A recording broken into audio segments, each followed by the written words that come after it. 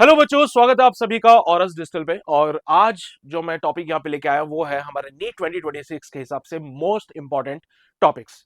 जैसा हम सब जानते हैं कि नीट एक ऐसा कॉम्पिटिटिव एग्जाम जहां पे ऑलमोस्ट 25 लाख बच्चे जब हमारे साथ बैठते हैं तो सिर्फ हार्ड वर्क जो होता है वो सफिशिएंट नहीं होता है। इस हार्ड वर्क के साथ हमें स्मार्ट वर्क भी करना पड़ता है और इस स्मार्ट वर्क में इंक्लूड होता है हमारे उन मेजर टॉपिक्स को कवर करना जिनका वेटेज ज्यादा है। तो आज मैं उन्हीं मेजर टॉपिक्स को बताने वाला हूं। फिजिक्स में खासकर ऐसे कौन से चैप्टर्स हैं जिनको पढ़ के आप ज्यादा से ज्यादा मार्क्स सिक्योर कर सकते हो अपने नीट 2026 एग्जाम में। तो सबसे पहले जो कहानी शुरू होगी वो हो गई हाई वेटेज वाले चैप्टर्स या कहूं टॉपिक से। और इन हाई वेटेज वाले टॉपिक्स में अगर मैं बात करूं तो मान के चलिए कि एवरेज 3 सवाल यहां पे पूछे जाते हैं हर साल। अब ये एवरेज बोल रहा हूं तो इसका ही मतलब नहीं कि सिर्फ 3 ही सवाल पूछ रहे हैं। किसी किसी साल ये 4 सवाल भी हो सकते हैं और किसी किसी साल में ये 2 भी हो सकते हैं। तो उनका एक एवरेज हमें जब देखने को मिला तो वो 3 का एवरेज दिख रहा। और इन हाई वेटेज टॉपिक्स में हमारे पास है सिस्टम ऑफ पार्टिकल। अगर मैं बात करूं सिस्टम ऑफ पार्टिकल की तो यहां पे जो टॉपिक्स कवर होते हैं साथ में उनमें कवर होगा सेंटर ऑफ मास और रोटेशन। तो centre of mass plus rotation की जब मैं बात कर रहा हूं तो इनसे कंबाइनली हम एक्सपेक्ट करते हैं हमारे pass on an average of 3 questions. तो ये मान के चलिए कि आपने 2026 के एग्जाम में भी आप 3 क्वेश्चंस तो इस पर्टिकुलर टॉपिक से एक्सपेक्ट कर सकते हैं। अगला टॉपिक हमारे पास थर्मोडायनेमिक्स आता है। अकेले थर्मोडायनेमिक्स से आप ये मान के चलिए कि कभी कभार 2 क्वेश्चन भी आए हैं, कभी कभार 3 भी आए और कभी कभार 4 क्वेश्चंस भी अपने नीट एग्जाम में पूछे जा चुके हैं। और ये सारे रिकॉर्ड्स पिछले कुछ सालों के एग्जाम जब तुम पेपर्स देखोगे, पीवाईक्यूज देखोगे तो तुम्हें पता चलेगा कि वहां पे हमें एग्जैक्टली फिगर मिल रहा है, काउंट मिल रहा है उन पर्टिकुलर टॉपिक्स को लेके। तो थर्मोडायनेमिक्स में भी एवरेज हम एक्सपेक्ट करते हैं कि 3 क्वेश्चंस हमारे पास बनते हैं यहाँ पे। और पूरी पूरी उम्मीद है कि अगले साल यानी 2026 में भी 3 सवाल थर्मोडायनेमिक्स से पूछे जा सकते हैं। अगेन एक और important topic laws of motion. ये वेटेज के नहीं बल्कि मैं कॉन्सेप्चुअल पॉइंट ऑफ व्यू से बोलूं तो भी हमारे लिए इंपॉर्टेंट होता है, क्योंकि एक तरह का फाउंडेशन है ये चैप्टर। लॉज ऑफ मोशन में जब आप वो फोर्स के बारे में सारी बातें समझते हो, फ्री बॉडी डायग्राम बनाना समझते हो, इक्विलिब्रियम के बारे में समझते हो, तो बेसिकली आपने एक फिजिक्स का एक फाउंडेशन बनाया है यहाँ पे। तो सिर्फ वेटेज के हिसाब से इंपॉर्टेंट नहीं बल्कि एक फाउंडेशन के हिसाब से बहुत इंपॉर्टेंट होता है ये, जहां पे आपने एक फिजिक्स का एक बेस बना लिया है। अब इसके ऊपर आप जो इमारत बनाओगे वो बहुत पक्की होगी और वो कभी गिरेगी नहीं। ठीक है। तो लॉज ऑफ मोशन अगेन एक वेटेज लेके चलते हैं। दो सवाल लॉज ऑफ मोशन से हम एक्सपेक्ट करते हैं, कभी कभार 3 सवाल भी हो जाते हैं। इसको मैं हाई वेटेज में इसलिए रख रहा हूं क्योंकि ये दोनों पर्सपेक्टिव से हमारे लिए इंपॉर्टेंट हो सकता है। तो ऑन एन एवरेज मैं यहां पे लिख देता हूं कि 2 से 3 सवाल का पूरी पूरी एक्सपेक्टेशन है from the laws of motion. इसमें फ्रिक्शन भी इंक्लूड हो जाता है। तो एक क्वेश्चन फ्रिक्शन से आ जाता है, एक क्वेश्चन पर्टिकुलरली फोर्स या फिर मोमेंटम या फिर फ्री बॉडी डायग्राम के कॉन्सेप्ट से बन जाता है। ठीक है। क्लास 12 की अगर बात करें तो क्लास 12 का करंट इलेक्ट्रिसिटी अकेला एक लौता चैप्टर है जहां से 3 से 4 सवाल हर साल नीट एग्जाम में पूछे जाते हैं। पिछले कुछ सालों में देखोगे, पिछले 1-2 सालों में देखो तो पता चलेगा कि करंट इलेक्ट्रिसिटी से 4-4 क्वेश्चंस भी पूछे जा चुके हैं। तो एक अच्छा खासा वेटेज अपने नीट एग्जाम में ये कवर कर रहे हैं। तो current electricity again high weightage वाले टॉपिक्स में कवर अप होगा, जिसका ऑन एन एवरेज मैं 3 क्वेश्चंस का काउंट लेके चल रहा हूं। और पूरी पूरी उम्मीदें हैं कि 2026 के एग्जाम में यहां से 3 से 4 सवाल पूछे जा सकते हैं। ऐसे ही एक और चैप्टर क्लास 12 का आता है जो होता है magnetic effect of current and magnetism. मतलब यहां पे मूविंग चार्जेस एंड मैग्नेटिज्म और मैग्नेटिज्म एंड मैटर दोनों को कंक्लूड कर लिया जाए तो हम यहां पे 3 क्वेश्चंस की पूरी पूरी उम्मीद लगा के रखते हैं, जहां पे मैग्नेटिज्म एंड मैटर से 1 सवाल और मैग्नेटिक इफेक्ट ऑफ करंट या फिर मूविंग चार्जेस एंड मैग्नेटिज्म से 2 सवाल हम एक्सपेक्ट करते हैं पूरे। तो पिछले कुछ सालों में देखेंगे तो आपको 2 से 3 सवाल का काउंट यहां पे भी देखने को मिल रहा है। तो पूरी एक्सपेक्टेशंस लेके चलते हैं कि अब 2026 में 3 क्वेश्चंस का जो है count from this particular chapter हमसे पूछा जा सकता है। और ऐसे ही एक और इंपॉर्टेंट टॉपिक जो हमारे पास होगा वो होगा सेमीकंडक्टर।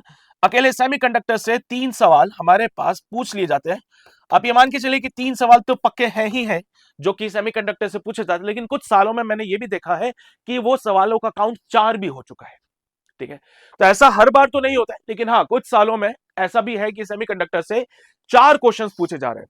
तो ऑफ कोर्स सेमीकंडक्टर आखिरी का चैप्टर है पूरे फिजिक्स में और एक अच्छा खासा वेटेज जो है वो लेके चल रहे हैं। तो ये जो कुछ 6 टॉपिक्स मैंने आपको बताए हैं, ये वो टॉपिक्स हैं जिनका वेटेज बहुत ज्यादा है, जहां से एक्सपेक्टेशन लेके चलते हैं कि 3 सवाल हमसे पूछे ही जाएंगे। 3 सवाल तो पक्के हैं, कभी कभार ऐसा होता है कि 4 सवाल भी बन दिए जाते हैं। तो अगर मैं हर एक का 3 सवाल का काउंट लेके चलता हूं तो ये आपके हो जाएंगे 1 2 3 4 18 18 क्वेश्चन अपने पास यहां बन जाते हैं, सीधा सीधा काउंट है ना। तो 3 हिस्से हो गए, 3 हिस्से हो गए, 3 हिस्से हो गए और 18 क्वेश्चन ऐसे जो आपके हाई वेटेज को सिक्योर करते हैं। ठीक है, तो जैसा कि मैं फिर से कहूंगा कि अभी का जो समय है वो स्मार्ट वर्क का भी है और हमें स्मार्टली काम करना है। हमें उन टॉपिक्स पे पहले फोकस करना है जिनका वेटेज ज्यादा है। इन टॉपिक्स को पक्का करने के बाद फिर हम आगे बढ़ेंगे और अब जो अगला टॉपिक होगा हमारे पास वो होगा मॉडरेट वेटेज या फिर मीडियम वेटेज वाले टॉपिक्स, जहां पे हम ये देखते हैं कि 1 से 2 सवाल यहां पे पूछे जाते हैं। और इस मॉडरेट वेटेज वाले टॉपिक्स में सबसे पहला जो क्लास 11th का हमारे पास टॉपिक आता है वो है ग्रेविटेशन।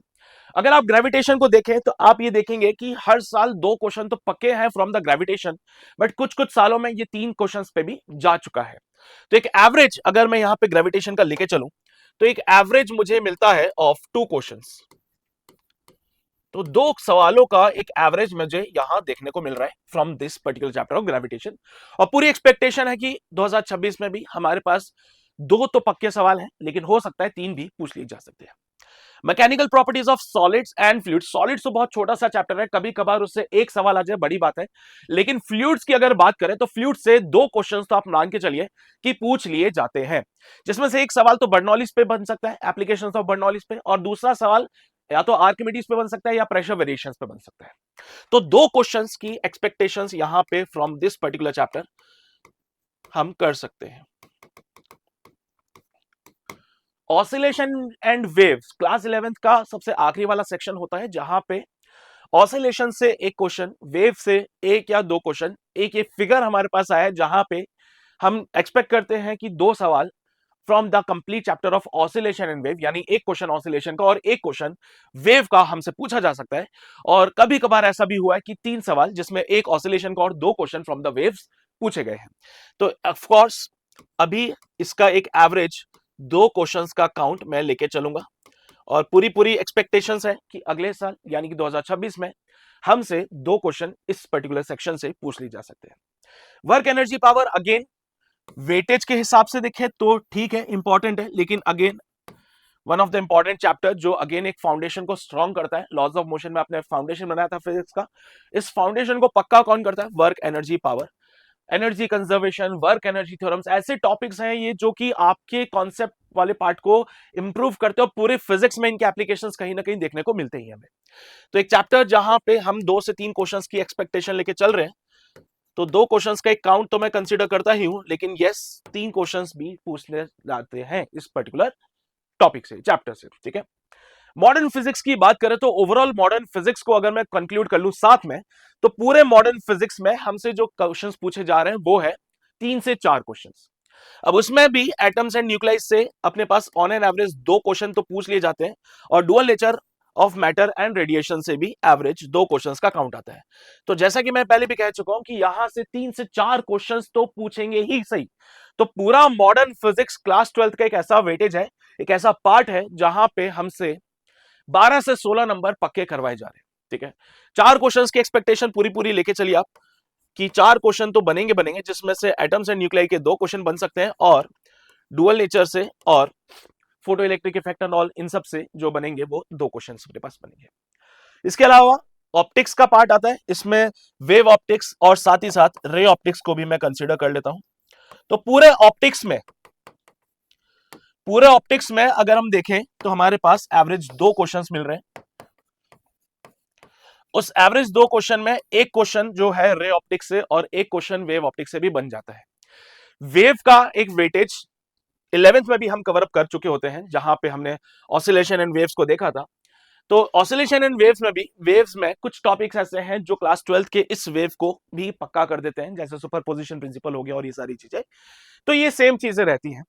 तो वो क्वेश्चंस कभी अगर सुपरपोजिशन से आए तो हम एक्सपेक्ट कर सकते हैं कि वो वेव मोशन का भी है या फिर वेव ऑप्टिक्स है, बस इंटेंसिटी और वहां पे डिस्प्लेसमेंट की बातें होती है।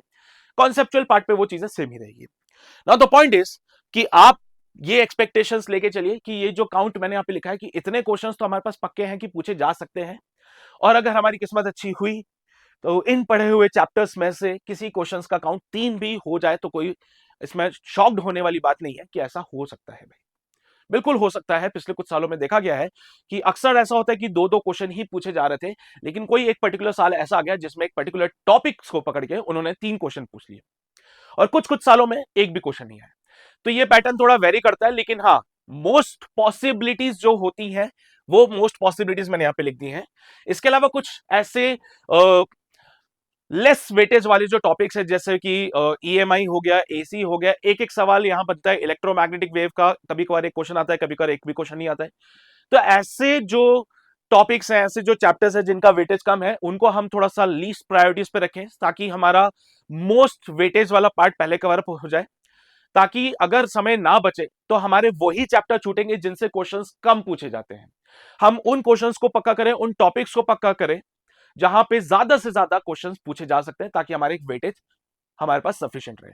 यानी कि मैं कह रहा हूं कि अगर तुमने इन सबको कर लिया तो 120 प्लस तो अपने गारंटेड ही है यहां पे। भले सारे टॉपिक्स आप कवर अप कर रहे हो तो 120 से तो ऊपर मार्क्स आने गारंटेड है बेटा। ठीक है, तो ये टॉपिक्स को पढ़ो, स्ट्रेटेजी के साथ काम करोगे तो डेफिनेटली एक बेटर रिजल्ट ही मिलेगा यहां पे। ठीक है, ऐसे और भी जानकारी जो नीट 2026 के लिए इंपॉर्टेंट होगी आपके लिए, वो मैं आपके साथ शेयर करता रहूंगा।